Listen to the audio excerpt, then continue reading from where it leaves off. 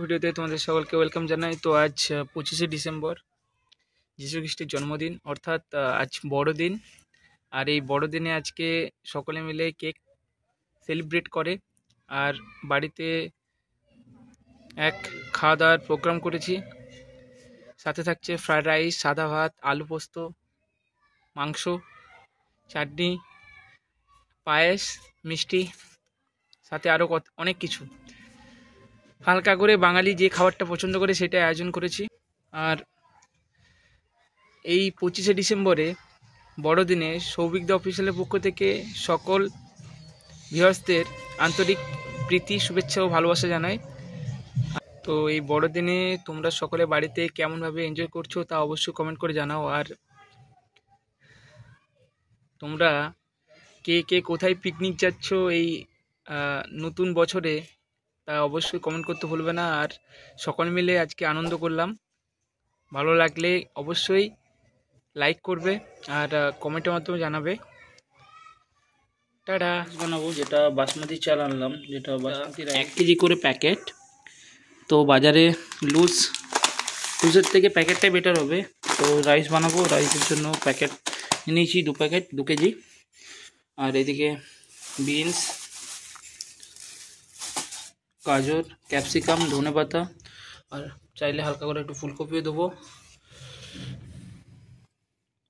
তো বানাচ্ছি কীভাবে দেখতে থাকো।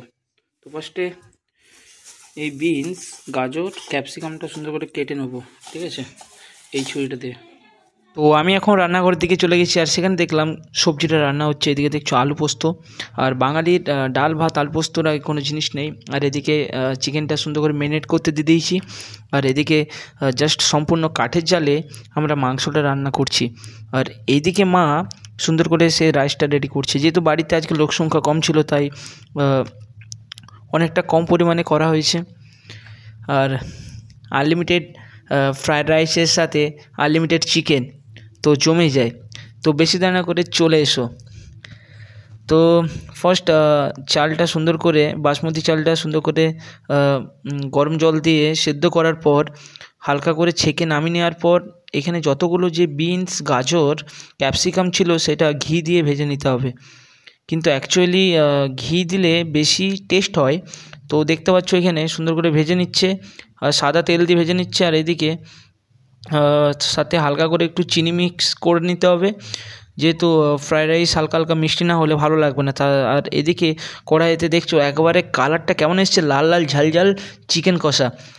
অন্যদিন প্রায় একটু ঝোল করে করা হয়, আজকে পুরোপুরিভাবে এত সুন্দরভাবে কষানো হয়েছে, তো না খেলে হয়তো বুঝতে পারবে না।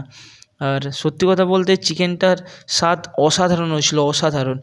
তো কষা জাস্ট 2 পিস ট্রাই করেছিলাম। আর তার উপরে গার্নিশ করার জন্য হালকা করে ধনেপাতা ছড়িয়ে দিয়েছি, তো দেখতে পাচ্ছ। আর ধনেপাতা একটু ভালো করে মিক্স করার পর স্বাদটা আরও বেড়ে গিয়েছে। তো ফাইনালি এইভাবে বাড়িতে তোমরা কে কে পিকনিক করছো। পিকনিক নতুন বছরের সিজনে তো পিকনিক তো হতেই পারে, কিন্তু আমি চেষ্টা করব ফ্যামিলিকে নিয়ে বাইরে কোথাও পিকনিকে নিয়ে যেতে পারি। তো তোমরা সাপোর্ট করো।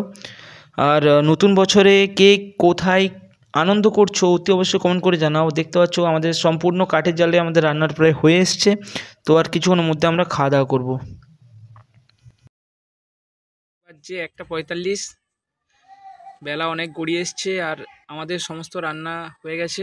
তো এখনও স্নান করা হয়নি, স্নান করব, তারপরে একসাথে সকলে মিলে আনন্দ করে খাবো। আমি হালকা করে একটু চিকেনের সাথে ফ্রায়েড রাইস নিয়ে নিয়েছি। আর মায়ের হাতের রান্না স্বাদ তো অসাধারণ হবে। আর সত্যি কথা বলতে আজকের রান্নাটা খুব সুন্দর হয়েছিল। তাড়াতাড়ি পিকনিকের কিছু ব্লগ নিয়ে আমি হাজির হচ্ছি, তো সাথে থাকবে, পাশে থাকবে। আর ভিডিওটা আজ বেশি বড় করব না। আর একদিন বাড়িতে বিরিয়ানি বানাবো, সেটাও তোমাদের সাথে শেয়ার করব। ভিডিওটা আজকে এখানেই শেষ করছি। আমাদের এই ভিডিওটা যদি ভালো লেগে থাকে অবশ্যই একটা লাইক করুন, আর চ্যানেলে নতুন হলে অবশ্যই চ্যানেলটিকে সাবস্ক্রাইব করতে ভুলবেন না।